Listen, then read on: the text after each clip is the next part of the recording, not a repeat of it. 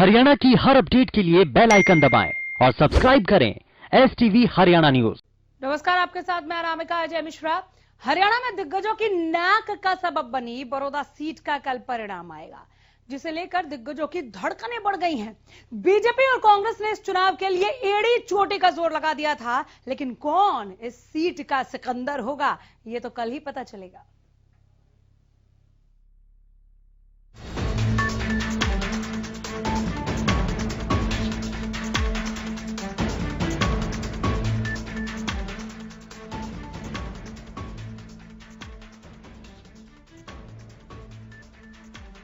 बड़ौदा उपचुनाव को लेकर प्रत्याशियों की सांसें थमी हैं।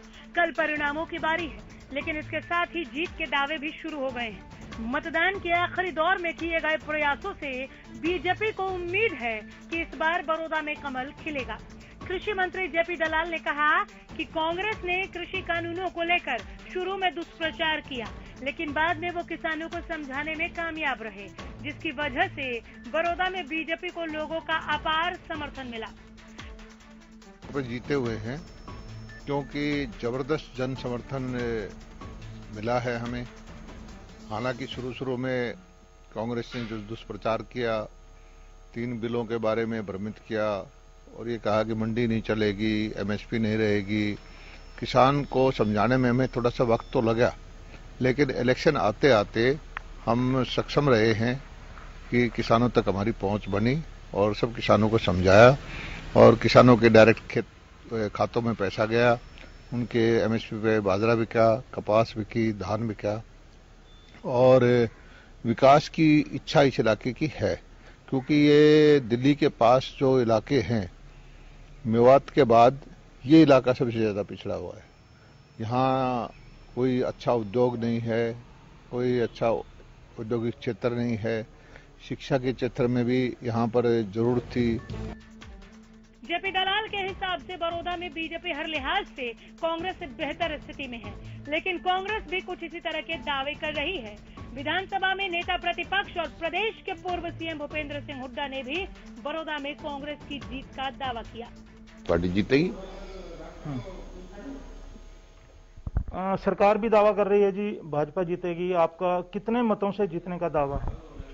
अच्छी मतों से जीतेगी, कांग्रेस पार्टी जीतेगी। बाकी 10 तारीख को कौन सा दूर है। राजनीतिक दलों के कितने ही अलग दावे हों, लेकिन परिणामों को तो जनता का मिजाज ही तय करेगा।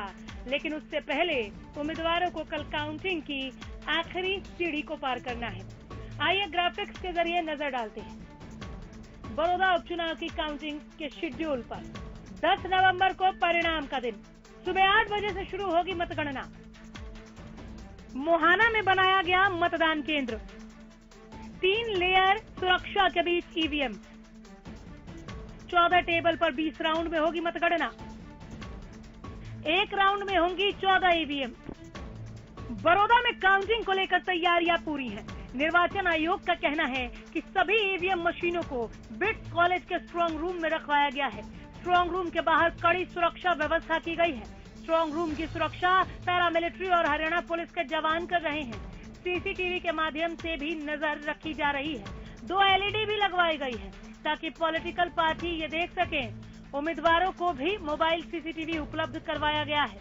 घर पर भी वो स्ट्रांग रूम की गतिविधि देख सकते हैं।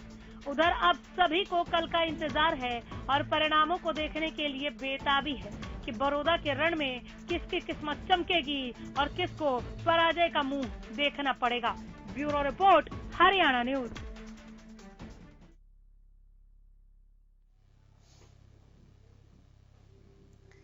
अग्नि परीक्षा जरूर है, लेकिन इसका जो रिजल्ट होगा वो किसकी दिवाली मनेगी और किसके हाथ रहेंगे खाली, ये तय करने वाले परिणाम होंगे जो कि कल आने वाला है। तो सबसे पहले बड़ौदा उपचुनाव से जुड़ी हर एक खबर, हर एक अपडेट हरियाणा न्यूज ने आप तक पहुंचाया। मतगणना भी हम आप तक पहुंचाएंगे जो कि 20 राउंड में होने वाला है और सबसे पहले सबसे तेज आप हरियाणा न्यूज पर देख पाएंगे।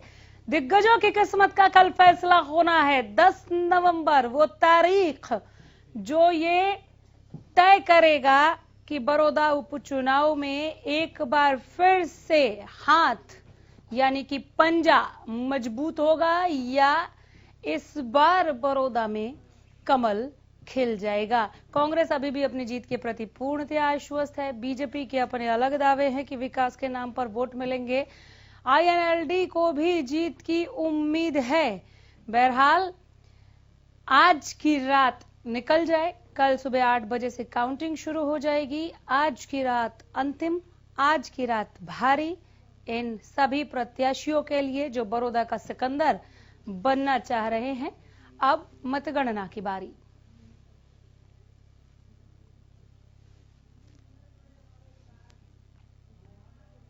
गोहाना से सीधे हमारे संवाददाता सुनील जिंदल जुड़ गए हैं ज्यादा जानकारी के साथ, ज्यादा बातचीत के लिए। सुनील, किस तरह की उत्सुकता आप देख रहे हैं परिणामों को लेकर बड़ौदा की जनता में? प्रत्याशियों पर बाद में आऊंगी, पहले जनता का हाल बताएं। बिल्कुल, देखिए, अगर बड़ौदा की जनता की बात करें तो बड़ौदा की जनता उत्सुक है कि जो परिणाम आने वाले हैं जो कल, उसको लेकर उत्सुक है कि आखिर जो बड़ौदा का साज तो जो ताज है वो किसके सर सजेगा। क्योंकि देखिए 3 नवंबर को जो है बड़ौदा की जो है मतगणना का काम पूरा हो गया था। अब जो है 10 तारीख को यानी कल सुबह जो है इसकी काउंटिंग होगी और 14 प्रत्याशी का भाग्य का जो फैसला है वो कल का दिन आएगा फैसला। और मुख्य अगर बात करें, देखिए मुकाबला अभी तक जो मुख्य मुकाबला है बीजेपी और कांग्रेस के बिल्कुल, बीच कल मतगणना होना है सुनील, और मतगणना के लिए दोनों किस तरह की तैयारियां की गई हैं? स्ट्रांग रूम के बाहर की सुरक्षा से लेकर मतगणना केंद्र तक जब इन ईवीएम मशीन को पहुंचाया जाएगा तब से लेके और नतीजे घोषित किए जाने तक की आप क्या तैयारी देख रहे हैं? किस तरह से, कितने बजे से, कितने राउंड में, कितने लोगों के बीच मतगणना होगी, प्रत्याशी इसे देख सके इसके लिए क्या व्यवस्था है? विस्तार में बताएं कल का हाल। बिल्कुल, मतगणना को लेके जो है मोहाना के वहां बिट्स कॉलेज के अंदर जो है मतदान काउंटिंग सेंटर बनाया गया है, जहां सुबह 8 बजे मतगणना शुरू हो जाएगी और उसके बाद से 20 राउंड में मतगणना का काम किया जाना है और मतगणना को 20 राउंड में पूरा किया जाएगा और 8 बजे मतगणना शुरू हो जाएगी। इसको लेके जो है अगर बात करें, देखिए 3 लेयर की सुरक्षा वहां बनाई गई है, जिसमें अर्धसैनिक बल और जो हरियाणा पुलिस के जवान है उनकी ड्यूटी तैनात की गई है। मतगणना जो स्ट्रांग रूम वहां है उसके बाहर जो है सीसीटीवी कैमरे लगाए गए हैं और 2 एलईडी जो है, एक मतगणना केंद्र के बाहर और एक जो सड़क के साथ जो है 2 एलईडी लगाई गई है, ताकि जो भीड़ है या ग्रामीण है, जो प्रत्याशियों के जो समर्थक है वो वहां अंदर काउंटिंग सेंटर तक अंदर तक ना पहुंच सके और मतगणना के बाहर से ही जो है स्क्रीन जो एलईडी लगाई गई है वहां उनमें अपना जो पल पल की अपडेट है उनको देख सकें। और अब की बार कोविड को ध्यान में रखते हुए देखिए 14 टेबल यहां लगाई जाएंगी। एक स्ट्रांग रूम, एक जो मतगणना केंद्र है उसमें 7 टेबल की व्यवस्था की गई है। 2 मतगणना केंद्र यहां बनाए गए हैं जहां 20 राउंड में मतगणना की जानी है और 8 बजे सुबह, ठीक 8 बजे मतगणना का टाइम रखा गया है। प्रत्याशियों के अलावा जहां जो उनके एजेंट है सिर्फ उन्हीं के मतगणना केंद्रों तक जाने की जो है इजाजत दी गई है। और इसके अलावा कोविड का ध्यान में रखते हुए देखिए मैंने पहले भी कहा कि 14 टेबल वहां लगाई जाएंगी और 20 राउंड में मतगणना काम पूरा किया जाएगा। मैं लौट रही हूं आपके पास, बने रहिए हमारे साथ। डॉक्टर शालिनी यादव इस वक्त जुड़ गई हैं। डॉक्टर शालिनी, आप वरिष्ठ पत्रकार, पॉलिटिकल एक्सपर्ट भी हैं, बहुत स्वागत है हरियाणा न्यूज पर आपका। डॉक्टर शालिनी, क्या लगता है बड़ौदा का सिकंदर कौन? डॉक्टर शालिनी की आवाज मुझ तक पहुंच नहीं रही है, थोड़ा आवाज उठाएं।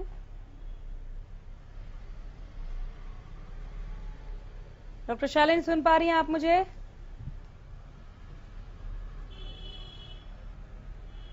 डॉक्टर शालिनी, आवाज मिल रही है आपको? चलिए, डॉक्टर शालिनी सुन पा रही हैं क्या आप?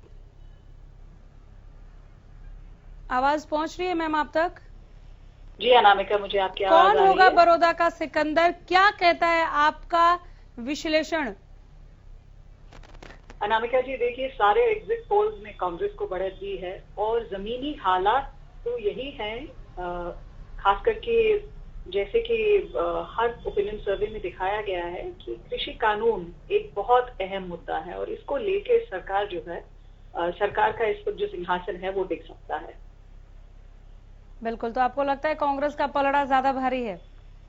जी, कांग्रेस का पलड़ा जरूर ज्यादा भारी है, लेकिन भाजपा ने कुछ दिनों में कुछ एंड के टाइम में काफी मेहनत की है, क्योंकि आपके एग्जिट पोल्स होने के बाद उनके अंदर काफी सरगर्मी आ गई थी, देखी गई थी। उनकी वहां अपने सेंट्रल कमांड से मीटिंग भी हुई दिल्ली में। तो नहीं, बीजेपी ने कहा भी था कि अच्छा हुआ आपने ये दिखा दिया, अब हम ज्यादा मेहनत करेंगे। और काफी मेहनत नहीं, इससे ज्यादा सटीक शब्द मुझे लगता है ये है कि धुआंधार प्रचार जो बीजेपी की तरफ से किया गया था। जैसे ही हमारा ओपिनियन पोल आया उसके बाद बीजेपी में कई गुना ज्यादा सक्रियता आ गई थी डॉक्टर शालिनी। जी बिल्कुल अनामिका जी, और वो जमीनी स्तर पे और उनके राजनीतिक स्तर पे जिस तरह से उनकी स्ट्रैटेजाइजिंग है, देखिए नॉर्मली जब स्टेट गवर्नमेंट जो है वो अपनी सेंट्रल पार्टी लीडरशिप से मिलती है, तो और वो भी टॉप लीडरशिप से, तो जाहिर सी बात है कि आपका ओपिनियन पोल देखकर और ये देखकर कि वो इतने पीछे हैं, उनमें काफी खलबली तो मच गई थी। और उसके बाद इन्होंने क्या स्ट्रैटेजी इतनी अपनाई है, ग्राउंड लेवल पे प्रचार तो इन्होंने बहुत किया है, लेकिन किस तरीका का प्रचार किया है और किस चीज को लेकर इन्होंने लोगों को कन्विंस करने की कोशिश की है, क्योंकि एक बहुत ही महत्वपूर्ण चीज आपके ओपिनियन सर्वे में जो सामने आई थी वो यही थी कि कृषि कानून पे लेके सरकार की काफी खिलाफत थी। 70% लोग खुलेआम ये कह रहे थे कि हम इसका विरोध करते हैं। तो जैसा कि हम सभी ने देखा कि अंतिम के कुछ दिनों में बीजेपी जेजेपी वहां पर बहुत ज्यादा सक्रिय दिखी और बहुत ज्यादा कोशिश हुई। सीएम डिप्टी सीएम तो हर मंच पे खड़े हो रहे थे योगेश्वर दत्त के साथ कि कैसे उनके लिए वोट अपील की जाए। आपको लगता है क्या इतने कम वक्त में हम चाहे कितना भी जोश भर दे आवाम में, कार्यकर्ताओं में, मंचों के जरिए उत्साह फूंकने का काम करें, वोटर का मन इतने कम वक्त में बदला जा सकता है? देखिए अनामिका जी, इतने कम वक्त में इलेक्शन का कुछ नहीं कह सकते। चुनाव में कई चीजें ऐसी हैं जो रातों रात हो जाती हैं और अगले दिन चुनाव बिल्कुल बदल जाता है। और जिस तरह का ओपिनियन सर्वे आया था उस तरीके से हर पार्टी को शायद असलियत पता चल चुकी थी कि जमीनी हालात ये है। तो उसके बाद राजनीतिक गणित बैठाया जाता है कि किसके पास कितने वोट हैं और कितने वोट अपने खेमे में लाए जा सकते हैं। तो वोट शिफ्टिंग होती है लास्ट मोमेंट पे भी, तो किसका वोट कितना शिफ्ट होता है वो देखने के लिए वो देखना बाकी रह गया है और वो कल पता चल जाएगा। आपने कहा कांग्रेस का पलड़ा भारी नजर आ रहा है, जैसा कि ओपिनियन और एग्जिट पोल्स में सबने मिलकर दिखाया कि कांग्रेस वहां पर ज्यादा मजबूत है, क्योंकि हथियार मजबूत था कृषि कानून नाम का उनके पास, जिसकी शायद काट जिस तरह से निकाल सकती थी बीजेपी जेजेपी वो नहीं मिला। हालांकि कोशिश उन्होंने बहुत की। तो अगर कांग्रेस का पलड़ा यहाँ भारी है और कल नतीजे यहाँ पंजा को मजबूती दे गए, तो क्या हम ये समझे कि कल वो दिन होगा जब ये धारणा टूट जाएगी कि रूलिंग पार्टी उपचुनाव जीत जाया करती हैं? हालांकि एक दो अपवाद जरूर है। जी अनामिका जी, देखिए ये जो परिणाम आएंगे इस चुनाव के, ये आगे की राजनीतिक पृष्ठभूमि को सेट करेंगे।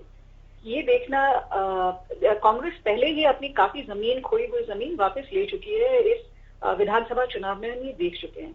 लेकिन अब जो इनकी 19-20 की जो टक्कर चल रही थी भाजपा की और कांग्रेस की, जो पिछले चुनावों में हमने देखा, उसमें से इस वक्त ये मैराथन में कौन आगे हो गया है, ये देखने के लिए इस चुनाव का जो परिणाम है वो बहुत महत्वपूर्ण होगा। क्योंकि अगर भाजपा किसी तरह अगर भाजपा जीतती है तो उनका जो अपना जिस तरह का वो पैराडाइम, जिस तरह की बातें नैरेटिव वो कर रहे हैं, वो उसी को आगे बढ़ाते चले जाएंगे।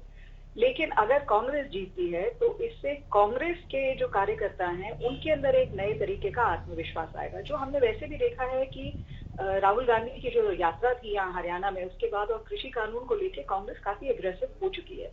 तो अभी सरकार ने जिस तरह के कदम उठाए हैं, अभी हमने विधानसभा सत्र में देखा, जो सत्र शुरू हुआ है उसमें कुछ एक जिस तरह के एजेंडा उनके हैं, सरकार अब काफी गंभीर हो गई है इस चीज को लेकर कि अपनी अगर बढ़त बना के रखनी है तो हमें जनता के लिए काम करना पड़ेगा। मेरा मानना है जो भी होगा वो जीत जनता की होगी आखिर।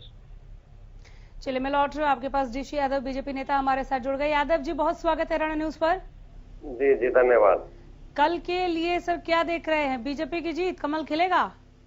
बिल्कुल, भारतीय जनता पार्टी ने बड़ी ताकत के साथ इलेक्शन लड़ा है। गठबंधन के नेताओं ने सबने मिलकर इलेक्शन लड़ा, सबका सहयोग रहा। जनता ने हमारी बात सुनी भी है और मानी भी है और उस बात को मानते हुए वोट डाला गया है। हमें पूरा भरोसा है कि जनता हमारे साथ है और हम इलेक्शन जीतेंगे। लेकिन एक भी ओपिनियन पोल, एक भी एग्जिट पोल में बीजेपी जीतते हुए नहीं दिख रही है सर। ठीक है, ओपिनियन पोल का अपना एक महत्व है, लेकिन वो एकदम सच्चाई थोड़ी होती है। कहीं कहीं बिल्कुल बिल्कुल, वो तो आप रुझान हो सकता है, आप एक तरीके से एक एग्जाम्पल कह सकते हैं उसको, लेकिन ओपिनियन पोल ही सच हो जाए ये जरूरी नहीं। लेकिन एक भी ओपिनियन है एग्जिट पोल में बीजेपी का नाम का ना आना, भीतर कहीं कोई चिंता जरूर उत्पन्न हो रही होगी, कहीं ना कहीं थोड़े से नर्वस तो हुए होंगे कि कल क्या होगा नहीं होगा। बच्चे नहीं होते रिजल्ट आने से पहले जैसे, क्या वैसी नर्वसनेस महसूस हो रही है कहीं पर भी भीतर खाने? नहीं, कोई नर्वस की बात नहीं है। सीट तो हमारे पास पहले भी नहीं थी, लेकिन हमारे लिए है कि अपॉर्चुनिटी थी जिसको हमने अवेल करने के लिए हमने काम किया है। लोगों के बीच गए, अपनी बात की है, अपने नीति और अपने किए हुए कामों के बारे में हमने बात की है और विकास के लिए हमने इलेक्शन लड़ा है। मुझे लगता है कि जनता ने हमारी बात मानी है और हमारे हक में मेजोरिटी आएगी। और ये आपने बाद में अपनी बात दोहरा दी कि आपको लगता है कि जनता ने बात मानी है और मेजोरिटी आएगी, यानी कि आप बड़ौदा की सीट निकाल लेंगे। लेकिन आपने कहा कि सीट तो हमारे हाथ में पहले भी नहीं थी, यहाँ ऐसे साउंड कर रहे थे आप जैसे पहले नहीं थी हमारे पास। हाँ, आपने कहा कि सीट तो पहले भी हमारे हाथ में नहीं थी, यहाँ ऐसे साउंड कर रहे थे आप जैसे कि आई सीट तो आई, ठीक है, नहीं आई तो हम कौन सा नुकसान में? नहीं, ऐसा नहीं है। आप हमने जो चीजें जनता के सामने रखी वो इलेक्शन लड़ने जीतने के लिए हम लड़े और हमने ताकत के साथ सारी बातें कही हैं और जनता ने मानी भी है। ऐसा नहीं है कि भाई हम आधे मन से या जी कहीं ना कहीं भीतर तो ये लग रहा होगा कि कृषि कानून पर हो सकता है कि कुछ यहाँ पर अलग हो जाए जो आप नहीं चाहते, अनचाहा हो जाए। विपक्ष ने बड़ी कोशिश की है गुमराह करने की किसानों को। हमारा अब भी मानना यही है और हमने ये कानून किसान के हित में बनाया है और इसका डेफिनेटली आने वाले समय में फायदा होगा किसान को। तो डीसी यादव को कल के लिए ये लग रहा है कि बेशक कृषि कानून पर कांग्रेस ने अपनी तरफ से अलग प्रचार किए जिसे आप दुष्प्रचार कह रहे हैं, बावजूद इसके कमल खिलेगा बड़ौदा में? जी बिल्कुल खिलेगा जी। और अब तो समय कितना बचा है, 24 घंटे भी नहीं बचे हैं, रिजल्ट आ जाएगा और पक्का हमें लगता है कि योगेश्वर दत्त इस बार विधानसभा में जाएंगे। चलिए, बहुत शुक्रिया वक्त दिया आपने और इस तमाम बातचीत के लिए। ये बीजेपी का आत्मविश्वास है डॉक्टर शालिनी? जी अनामिका, बहुत अच्छी बात है कि खिलाड़ी को आखिरी दम तक न हार माननी चाहिए, न ये दिखाना चाहिए कि हम हार गए हैं। लड़ना हमारा कर्तव्य है, वो भी लड़ रहे हैं जैसा उनको लड़ना चाहिए, लेकिन जो भी नतीजे होंगे उसके बहुत दूरगामी परिणाम होंगे पूरे हिंदुस्तान के लिए। क्योंकि अगर यहाँ से सरकार हारती है, अगर बीजेपी हारती है तो एक लहर इस दूरगामी परिणाम और उस लहर जिसका आप जिक्र कर रही है, मैं आपके पास लौट रही हूँ। जरा ग्राउंड लेवल पर किस तरह की बातचीत, कैसी कानाफूसी, क्या सुगबुगाहट, क्या सरगर्मी, आज जान लेते हैं हमारे संवाददाता सुनील जिंदल से। सुनील, हम बीजेपी को लेकर बात कर चुके, हम कांग्रेस को लेकर बात कर चुके, बीजेपी को हमने यहाँ पर सुन लिया। इनेलो की तरफ से कल के लिए अपने क्या दावे हैं वो भी बताएं, और आप जनता के उत्साह को बता रहे थे डॉक्टर शालिनी के जुड़ने से पहले, उनके बीच में किस तरह की आप सुगबुगाहट देख रहे हैं?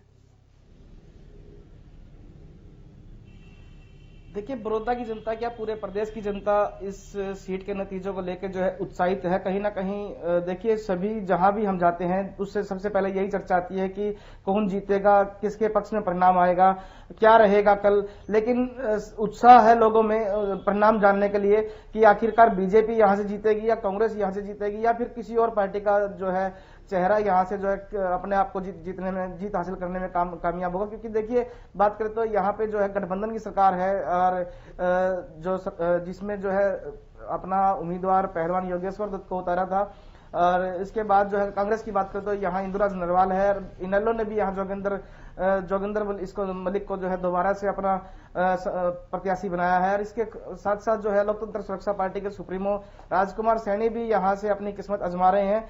और कहीं ना कहीं देखिए, कांटे की टक्कर यहाँ मानी जा रही थी, लेकिन लास्ट फाइट तक अगर बात करें तो देखिए जो हमारा आकलन है वो सीधा सीधा जो है कांग्रेस और बीजेपी में यहाँ फाइट नजर आ रही है और कांटे की टक्कर यहां नजर आ रही है। अभी तक ये कहना मुमकिन नहीं है कि किसकी यहां से एक तरफा जीत होगी, क्योंकि देखिए जिस तरीके से एक बार शुरू में लहर लग रही थी कि यहां से जो है कांग्रेस इस सीट को आसानी से जीत लेगी, लेकिन उसके बाद जो है बीजेपी ने यहां कमबैक किया, लगातार मुख्यमंत्री ने दौरे किए, डिप्टी सीएम ने भी यहां ताबड़तोड़ रैलियां की, दौरे किए। तो कुछ कह नहीं सकते, ये जो उत्सुकता है ये बरकरार रहनी चाहिए और होना भी चाहिए। मजा भी तभी है कल पता चल जाए कि बड़ौदा का बलवान कौन है, कौन वहां पर सिकंदर बनेगा, जीत हासिल करेगा, किसके सिर पर ताज सजेगा बड़ौदा का, ये होना भी चाहिए। और बल्कि जैसे जैसे रात चढ़ेगी, रात नजदीक आएगी, वैसे वैसे उत्सुकता ज्यादा बढ़ जाएगी सुनील। और जैसा कि मैंने कहा, इसका अपना एक अलग ही मजा है और ये इन प्रत्याशियों के लिए भी बिल्कुल कहीं ना कहीं जहन में चल रहा है, जीतेंगे कि नहीं जीतेंगे, लेकिन ये जो मौका है इसी के लिए इन्होंने मेहनत की है। कल का दिन इनके लिए नतीजे लेकर आने वाला जरूर रहेगा सुनील। जैसे कि आप बता रहे थे कि 8 बजे से काउंटिंग शुरू हो जाएगी, ठीक, यानी कि दिन चढ़ते चढ़ते कम से कम हमारे पास कुछ एक घंटे के बाद ही ये रहेगा, रुझान रहेगा कि कौन आगे चल रहे हैं। सुनील बिल्कुल, देखिए जैसे जैसे समय बीत रहा है लोगों की धड़कनें बढ़ती जा रही हैं। और बात करें तो देखिए सुबह 8 बजे से जो है काउंटिंग है वो शुरू हो जाएगी और नतीजे भी आने जो है शुरू हो जाएंगे और 2 घंटे में महज जो है फैसला साफ हो जाएगा कि आखिर यहाँ किसकी सरकार किसकी प्रत्याशी की जीत बिल्कुल। होगी। तो कल का वो दिन जब पता चलेगा कि बड़ौदा में किसकी बनेगी दिवाली और किसके हाथ रहेंगे खाली। बहुत शुक्रिया सुनील जिंदल इस तमाम बातचीत के लिए, इस तमाम जानकारी के लिए। नजर बनाए रखिए और ऐसे ही हर एक सेकंड, हर एक क्षण का अपडेट आप हमारे दर्शकों तक पहुंचाते हैं। डॉक्टर शालिनी, मैं लौट रही हूं। आपने कहा अगर यहां पर बीजेपी हार जाती है तो एक अलग ही लहर, एक अलग ही माहौल जाएगा। बीजेपी को भी कहीं ना कहीं ये पता चल जाएगा कि वो कितने पानी में है। और अगर बीजेपी जीत जाती है तो कांग्रेस का कहीं ना कहीं एक अलग चेहरा देखने को मिलेगा, एक अलग भाव उसके चेहरे पर देखने को मिलेंगे कि खुशफहमी एक अलग बात है, अभी उतनी मजबूती मिली नहीं है जितनी की जरूरत थी।